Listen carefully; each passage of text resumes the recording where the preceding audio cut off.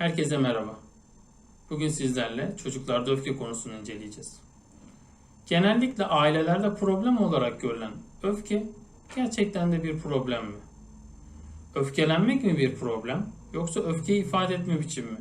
Şimdi gelin hep birlikte öfke konusunu inceleyelim. Genellikle ailelerde problem olarak görülen öfke gerçekte evrensel ve sağlıklı bir duygudur. Kişi kendisini düzgün bir şekilde ifade etme şansı bulursa o kişinin psikolojik sağlığını da olumlu yönde geliştirecektir. Burada dikkat ettiyseniz bir ifadede bulundum. Kendini düzgün bir şekilde ifade etme şansı bulursa.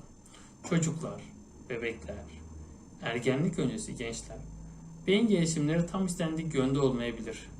Kelime hazineleri de yeterli düzeyde olmayabilir.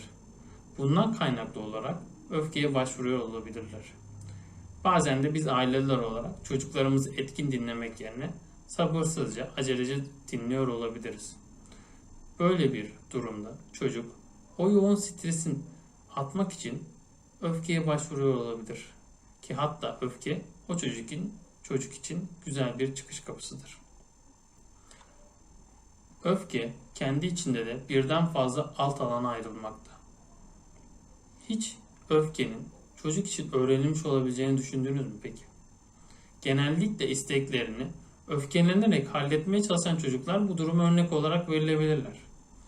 Çocuğa bakan kişi çocuk öfkelendiği zaman çocuğun isteğini yerine getirdiyse çocuk bu durumda şöyle düşünecektir. Demek ki ben isteklerimi öfkelenerek yaptırtabilirim veya öfkelenerek elde edebilirim.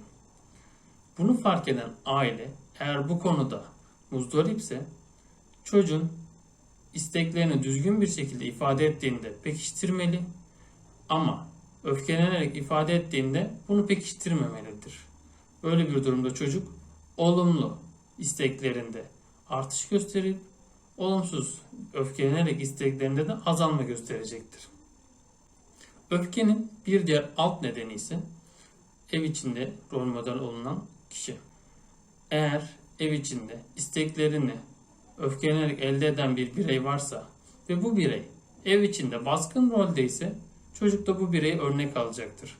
Kendisine bir rol model alacaktır.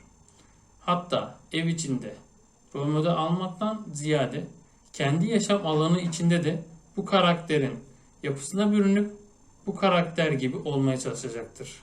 Bu okul olabilir, sokak olabilir, alışveriş merkezi olabilir. Bu karakteri çocuk birçok yerde denemeye çalışacaktır ve başarılı olduğu yerlerde de sürdürecektir. Biraz da yediğimiz besinlerle öfkeyi ilişkilendirmek istiyorum.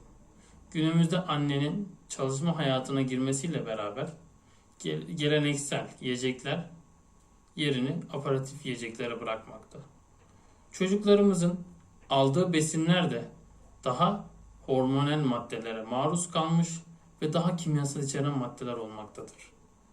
Çocuklar bu besinleri tüketerek aslında vücutlarında daha fazla da enerji biriktirmeye başlanmıştır. Günümüzdeki obezite problemlerinin bundan kaynaklı olduğunu hepimiz çok iyi biliyoruz. Bu hızlı yiyecekleri alan yani bu aparatif yiyecekleri tüketen çocuk bu enerjisini atmak için öfkeye başvuruyor olabilir. Bunu fark eden aile çocuğun enerjisini atacak aktivitelere yönlendirip çocuğun o enerjisini boşaltabilirse, çocuğu o enerjiden kurtarabilirse öfke problemi de kendini farklı bir şeye bırakacaktır. Şimdi benim de aslında en çok düşündüğüm ve en çok katıldığım öfkenin diğer alt sebebine gelelim. Çocuk eğer kendisini değersiz hissediyorsa öfkeye başvuruyor olabilir. Çocuklar her zaman sevilmek ister. Biz yetişkinler dahil her zaman sevildiğimizi, değerli gördüğümüzü hissetmek isteriz. Çocuklar eğer kendilerini değersiz hissediyorlarsa öfkeye başvurup karşıdaki kişiden o değeri elde etmeye çalışabilir. Mesela yeni bir kardeşi olan çocuğun aşırı öfke tepkisi göstermesinin altında anne babasının o çocuğa eskisi kadar değer vermeyeceğine yönelik korkuları olabilir.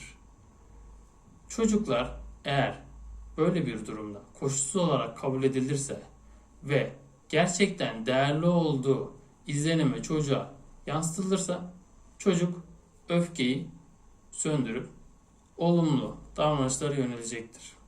Farkındasınız değil mi? Aslında öfke tek başına bir problem değil.